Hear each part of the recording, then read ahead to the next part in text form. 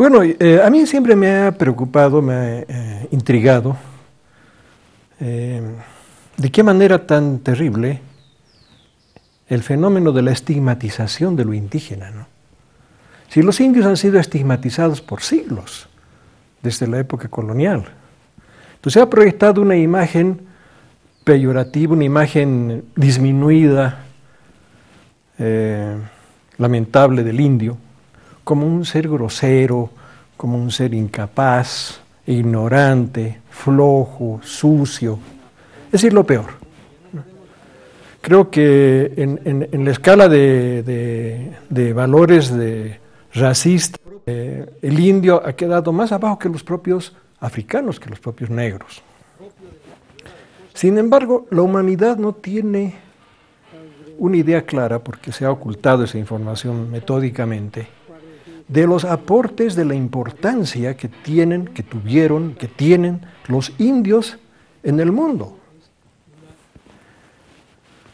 Para empezar, recordando un libro muy interesante que escribió un antropólogo norteamericano, Weatherford, en que se refiere a la sorpresa que experimentaron los europeos cuando llegaron a Tenochtitlán, en México, y a Cusco, en el Perú, ¿no? Se encontraron con ciudades pavimentadas, con agua corriente, con jardines en las avenidas, con techos impermeabilizados con alquitrán, con una serie de maravillas que no sospechaban podían existir en un pueblo como conquistable, ¿no? Un pueblo indígena. En ese tiempo los europeos salían a defecar en la puerta de sus casas, en París y en Londres, mientras que en México, que era en ese momento una ciudad mucho más poblada que París, se vivía una vida diferente, bajo valores también diferentes, de concepciones de la vida y del mundo distintos.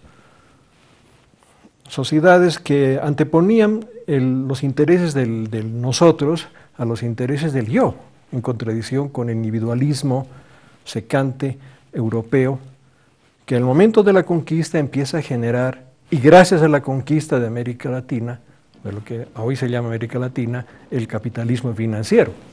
¿Con qué se hizo el capitalismo financiero europeo? Con la plata del Cerro de Potosí de Bolivia y con el oro que extrajeron los conquistadores y enviaron a Europa.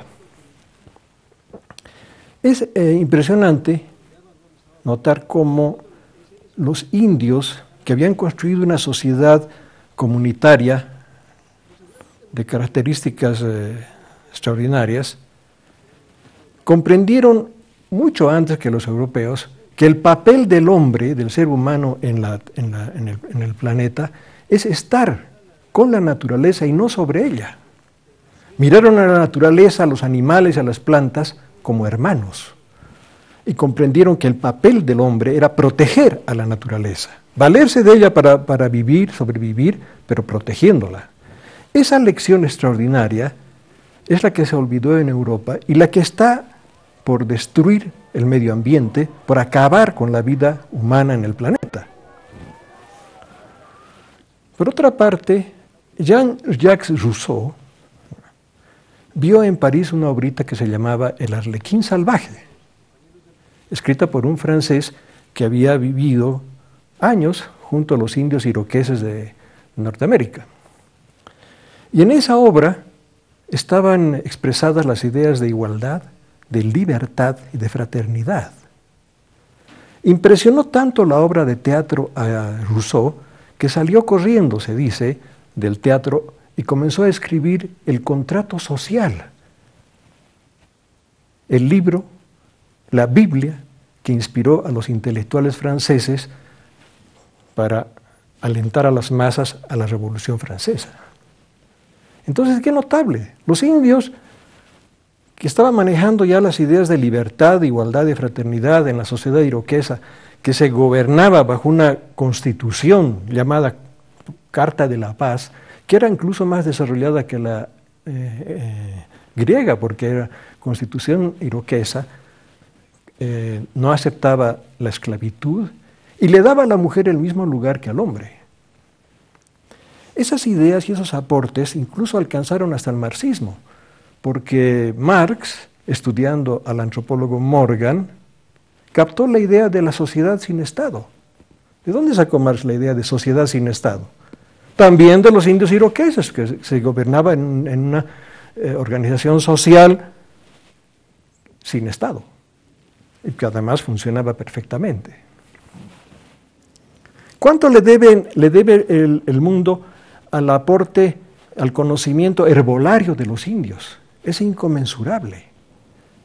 Algunos dicen que más del 60% de la farmacopea del mundo se ha hecho en base a los descubrimientos, a los conocimientos herbolarios de los indios. Aquí en Bolivia teníamos la quinina, que hizo posible la construcción del Canal de Panamá, por ejemplo, porque cuando en la primera fase de construcción se murieron los obreros chinos y los técnicos que dirigían la obra por causa de la malaria. Entonces paralizaron las obras y cuando las reemprendieron después de investigar cómo se podía combatir este mal, encontraron que en Bolivia había unos indios, los callaguayas, que manejaban la quinina y que con eso controlaban la malaria. Y de aquí fueron 4 indios callaguayas para hacer posible la construcción del Canal de Panamá. Por otra parte, por ejemplo, ¿cuánto le debe el mundo a los indios en los productos alimentarios que fueron descubiertos, cultivados por los indios? La papa, en este lado del mundo, en Bolivia, que salvó de morir de hambre a los europeos. El maíz, el cacao. ¿Qué habría hecho la industria de chocolate suiza sin el cacao? ¿No es cierto? Y frutos extraordinarios como el pimentón y frutas que no se conocían en el mundo. Entonces es totalmente injusta esa estigmatización, esa falta de reconocimiento al aporte que hicieron las culturas indígenas, que aparte de estos descubrimientos, estos aportes notables en la agricultura, en la tecnología agrícola, en la medicina, principalmente construyeron sociedades muy distintas a la europea porque priorizaban los intereses del nosotros a los intereses del yo.